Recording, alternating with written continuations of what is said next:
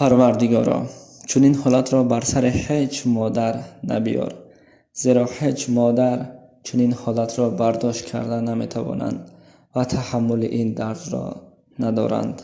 السلام علیکم تماشاگران عزیز و هواداران شبکه کاروان عمر، با شما هستم یاسین جانی محمد. اگر ملال نشود در زیر ویدیو لایک گذارید و قصه ما را تا آخر خوب گوش کنید.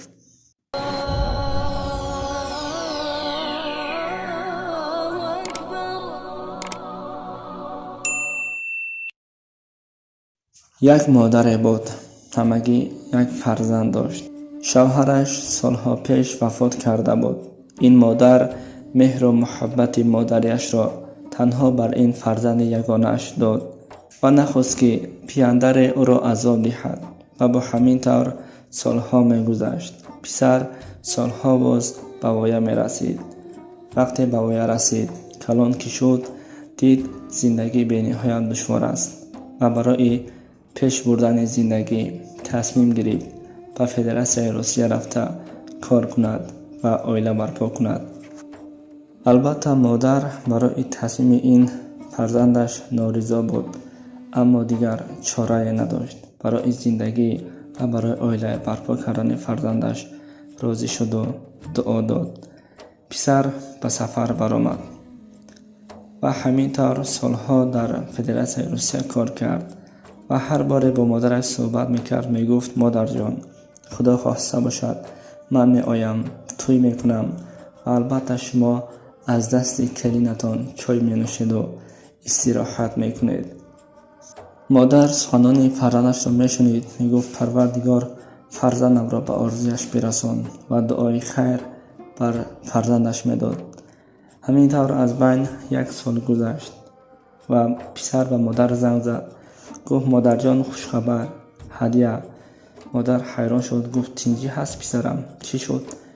پسر گفت خدا خواهد 3 روز پس من به وطن بر میگردم، به کنار تو می آیم و تو را سخت به آغوش می گیرم.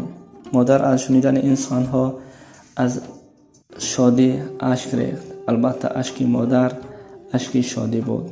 گفت خدایا شکرت، بعد از 3 روز پسرم را می بینم. از بین 3 روز گذشت.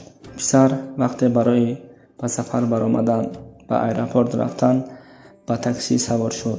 وقتی آنها در راه می آمدند که ناگهان افت و هلاکت صادر شد و پسر در همان افت و هلاکت، یعنی که در اوریه، جان را به حق تسلیم کرد. همینطور جسد این پسر را به وطن آوردند و در مارگ نگاه داشتند. از بین 3 روز دیگر گذشت. مادر خواتیر می گفت از پسرم نه زنگ است و نه خبر چی شده باشد، اما غم در دل مادر بود. فروز مادر برای آمدن پسرش در خانه همه چیز را آماده کرد. دسترخوان را پر از نعمت و آدمان جسد پسرشان را آوردند. مادر که تابوت را دید گریان شد، نالان شد. گفت آه پسرم، سالها است که انتظار تو هستم، اما تو خودت نبود، جسد تو را آوردن. و زار زار در همین بالای تابوت فرزندش میگریست. و البته دوستان عزیز، این حالت فقط برای مردان نیست، برای زنها خیلی حالتی هست که هیچ زنی نمیخواهد تابوت پسرشان را از دیگر دولت بیارند. برای همین شخصانی که در خارجه هستند، شخصانی که در غریبی هستند، فقط به خاطر پدر و مادر، به خاطر فرزند، به خاطر عائله خود را احتیاط کنید و سخت سلامت بر وطن برگردید.